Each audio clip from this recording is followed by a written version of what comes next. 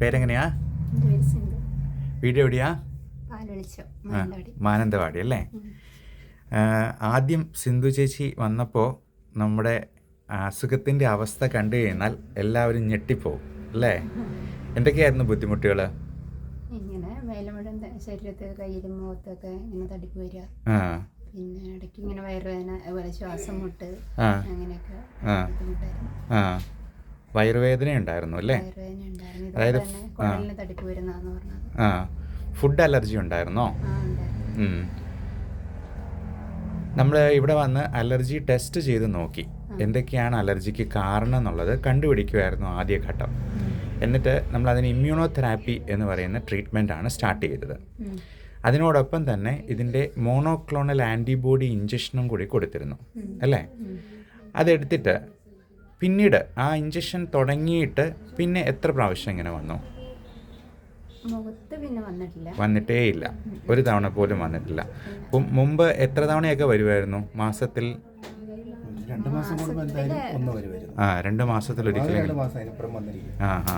അതുപോലെ ഈ ഫുഡിൻ്റെ പ്രശ്നവും പിന്നെ ശരീരം മുഴുവൻ വേദനകളുണ്ടായിരുന്നു അല്ലേ? ഫൈബ്രോമയാൾജിയ എന്ന് പറയുന്ന പ്രശ്നം ഉണ്ടായിരുന്നു. ഇടയ്ക്കിടയ്ക്കെല്ലാം അവിടെ ഇവിടെ എല്ലാം വേദന അല്ലേ?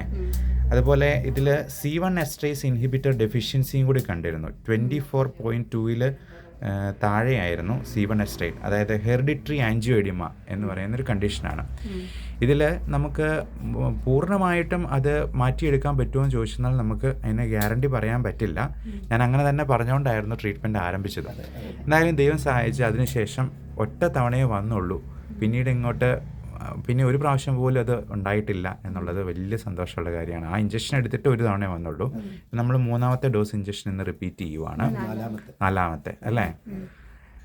എങ്ങനെ ഇപ്പം സന്തോഷമാണോ? ഹാപ്പിയാണോ? ഒരുപാട് ആളുകൾക്ക് ഇതുപോലുള്ള അസുഖങ്ങളായിട്ട് ഇങ്ങനെ കഷ്ടപ്പെടുന്നവരുണ്ട്.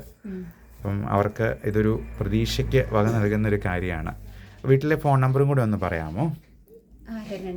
നിങ്ങളുടെ ചേട്ടൻ്റെ ആണെങ്കിലും പറഞ്ഞാൽ 99 ഓക്കെ. ഞങ്ങളുടെ അപ്പോയിൻമെൻറ്റ് നമ്പറും കൂടെ ഇതിൽ കൊടുക്കുന്നുണ്ട്. ഈ 62 നമ്പർ ആരുടെയാ? ചേച്ചിയുടെയാണ് അല്ലേ? അപ്പോൾ ആർക്കെങ്കിലും അതിനെക്കുറിച്ച് അറിയണമെന്നുണ്ടെങ്കിൽ ഒന്ന് വിളിക്കുന്നതിന് കുഴപ്പമില്ലല്ലോ അല്ലേ? Okay, thank you so much. ഇങ്ങനെ ഒരു എക്സ്പീരിയൻസ് ഷെയർ ചെയ്യാൻ കാണിച്ച് നല്ല മനസ്സിന് ഒത്തിരി നന്ദി കേട്ടോ. എന്തായിരുന്നാലും പൂർണ്ണമായിട്ടും മാറട്ടെ. Thank you.